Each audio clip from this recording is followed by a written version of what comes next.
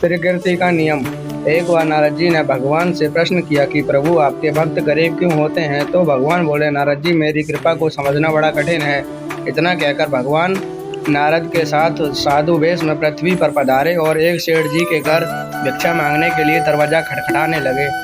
सेठ जी बिगड़ते हुए दरवाजे की तरफ आए और देखा तो दो साधु खड़े हैं। भगवान बोले, भैया, बड़े जोरों की भूख लगी है, थोड़ा सा खाना मिल जाएगा?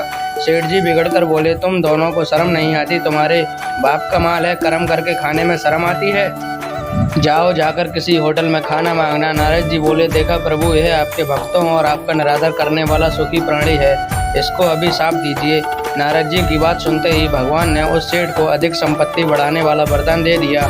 इसके बाद भगवान नारद जी को लेकर एक बुढ़िया मैया के घर पे गए, जिसकी एक छोटी सी झोपड़ी थी, जिसके एक गाय के अलावा और कुछ भी नहीं था। जैसे ही भगवान ने भिक्षा के लिए आवाज़ लगाई, बुढ़िया मैया बड़ी खुशी के साथ बाहर आई, दोनों संतों को आसन देकर बैठाया और उनके पीने के लिए दूध लेकर आई और बोली, प्रभु, मेरे पास कुछ नहीं है, इसे ही स्वीकार कीजिए। भगवान ने बड़े प्रेम से स्वीकार किया। तब नारद जी ने भगवान से कहा, प्रभु, आपके भक्तों की इस संसार में देखो कैसी दुर्दशा है, मेरे पास तो देखी नहीं जाती। यह बेचारी बुढ़िया मैया आपका भजन करती है और अतिथि सत्कार भी करती है, आप इसको कोई अच्छा सा आशीर्वाद दीजिए। भगवान ने थोड़ा सोचकर उसकी गाय को मरने का श्राप दे डाला।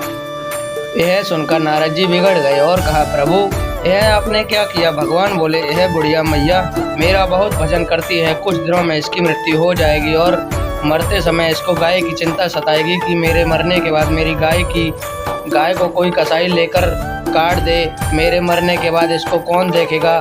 तब इस मैया को मरते समय मेरा स्मरण ना होकर बस गाय की चिंता रहेगी और वह मेरे धाम को ना जाकर गाय की योनि में चली जाएगी। उधर सेठ को धन बढ़ाने वाला वरदान दिया कि मरने वक्त धन तथा तिजोरी का ध्यान करेगा और वह तिजोरी के नीचे सांप बनेगा। प्रकृति का नियम है, जिस चीज़ में अधिक लगाव रहेगा यह जीव मरने के बाद वही जन्म लेता है और दुख भोगता है। दौलत से सिर्फ सुविधाएं मिलती हैं, सुख नहीं। सुख मिलता है आपस के प्यार, सेवा, अपनों के साथ से। अगर सिर्फ सुविधाओं से सुख मिलता तो धनवान लोगों को कभी दुख नहीं होता।